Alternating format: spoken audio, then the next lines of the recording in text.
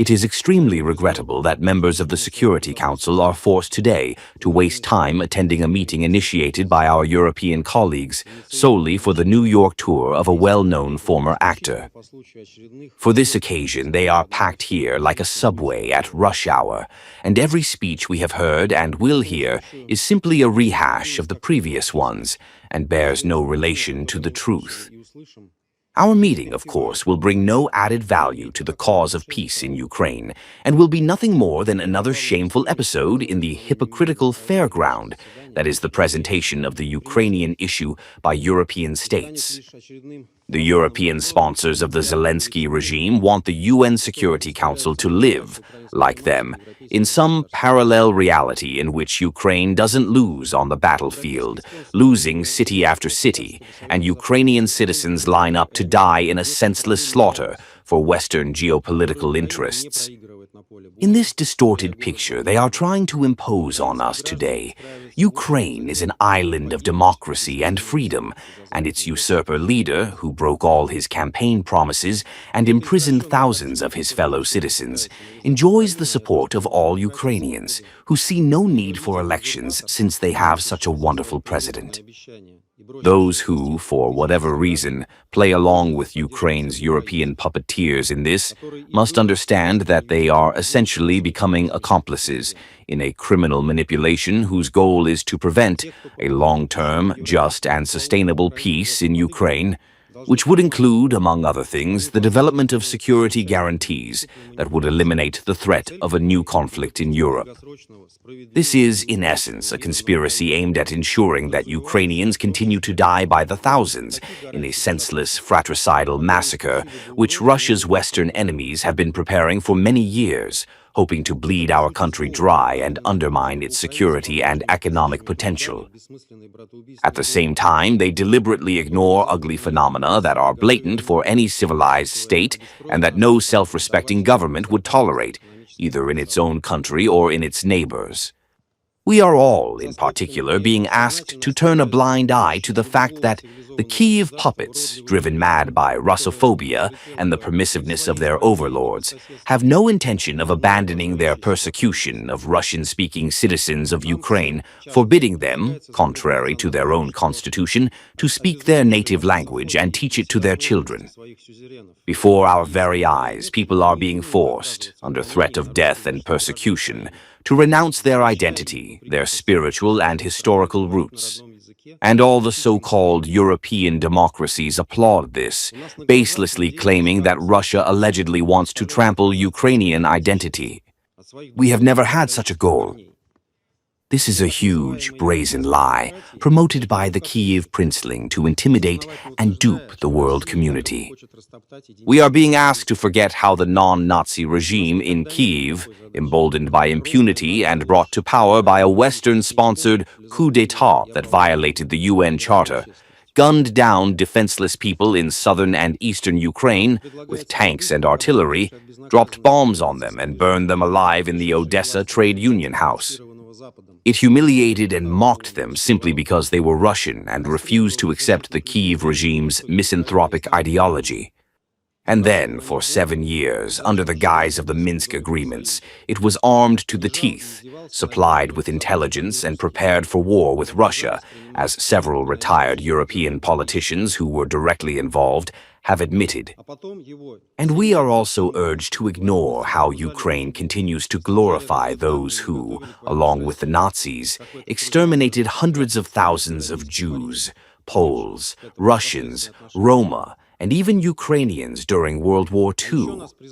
How Kyiv's European partners shamefully lower their eyes when they see swastikas and other Nazi and non-Nazi symbols banned in their own countries on the bodies of the nationalist Ukrainian fighters they train. Mr. Chairman, for those who try to force the entire world to think within this distorted paradigm, history only begins in February 2022. They don't want to remember the broken promises to prevent NATO expansion eastward or the indivisibility of security. They want to erase from memory what they did in Kyiv in 2014. They're ripping from the UN Charter the sole principle of respect for the territorial integrity of states, forgetting about their sovereign equality, non-interference in their internal affairs, and the right of peoples to self-determination. They see the problem only in actions that are a response to their own actions. They're quickly replacing international law with a so-called order based on rules they themselves invent and impose on others. The Ukrainian crisis is a direct result of their actions and steps, taken for many years, despite all our warnings and calls to stop and abandon a course that is leading to disaster for this country. Now, when this disaster is obvious to everyone except the leader of the Kyiv regime, who is saving his own skin and his stolen billions, and those who brought him to power, they are trying to undermine efforts aimed at establishing a long-term and sustainable peace in Ukraine. This country has become a byword not only for its rampant corruption and total lawlessness, but also for the blatant double standards that the collective West and its media outlets demonstrate in the Ukrainian context. Nowhere in the world, in any conflict, have the Kyiv regime so consistently ignored its undeniable violations of international humanitarian law, using civilians as human shields and deploying air defense systems in close proximity to residential areas. This leads to tragedies involving debris falling on residential buildings or missed anti-aircraft missiles, which would otherwise not have occurred, since the Russian aerospace forces, as has been repeatedly emphasized, exclusively conduct precision strikes against targets belonging to the Kyiv regime's military-industrial potential. Furthermore, in most cases, these strikes are a response to Ukrainian drone strikes against civilian targets in Russian cities, and the targeted shelling of Ukrainian Nazis in residential buildings, schools, kindergartens, and hospitals, which the West tries to ignore. Unfortunately, the UN Secretariat is playing along, eagerly echoing any claims from Kyiv and ignoring the dismal statistics voiced by the Russian authorities. This constitutes a flagrant violation of Article 100 of the UN Charter, which requires impartiality among UN staff. This line does Antonio Guterres and his subordinates no credit. Mr. Chairman, it's clear to all of us today that the EU and NATO are deeply entangled in the anti-Russian Ukrainian project, confused and lying, and have no idea how to extricate themselves from the situation they've gotten themselves into. Washington was the first to see the light after the new American administration came to power. However, instead of joining efforts aimed at establishing peace, Brussels and its allied capitals, whether through inertia or deliberately, continue to spin the flywheel of war, consistently and without any basis portraying Russia as an enemy that will inevitably attack them should it deal with Ukraine. Today, this war party has lost sleep, trying in every way to undermine the results and understandings reached during the meeting between the Russian and U.S. presidents in Alaska a month ago. They are throwing tantrums, including in this very room, over unsubstantiated claims of Russian drones flying into Poland or Russian fighter jets flying over Estonia. This brainwashing and zombification of the population, the desire to blame Russia for its own shortcomings and mistakes, and the dire economic and social problems facing European societies as a result of their own ill-conceived sanctions, is comparable only to the indoctrination of German and Italian citizens on the eve of World War II. And then, having learned yet another bitter lesson from history, all these manipulators will shrug their shoulders and claim they didn't understand the consequences of their actions. It's encouraging that not everyone in Europe is prepared to follow this disastrous path.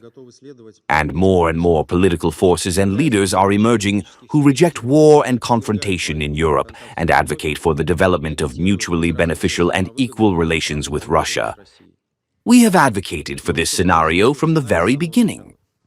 Mr. Chairman, the contours of a future world in Ukraine are clear to us all, and it is also obvious that the Kyiv regime's vision of what it might look like bears no relation to reality and merely condemns thousands more Ukrainian citizens unwilling to go to the front to senseless deaths.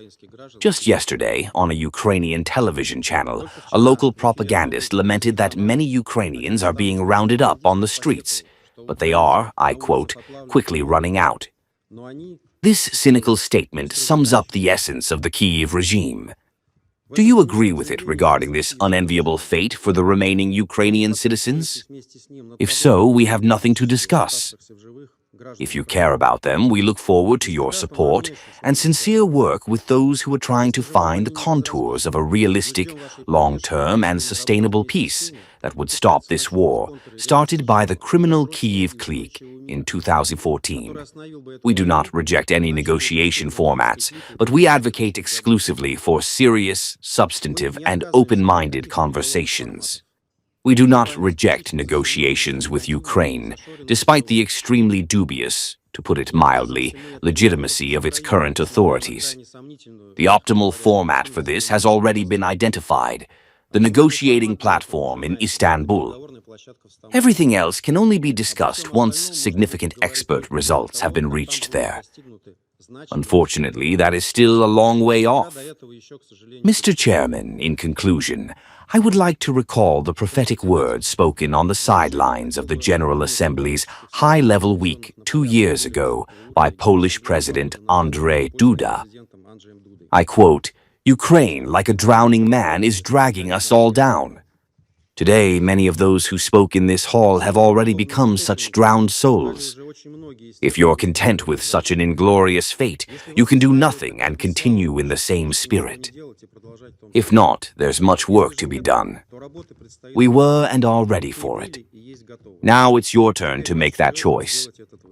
Thank you for your attention.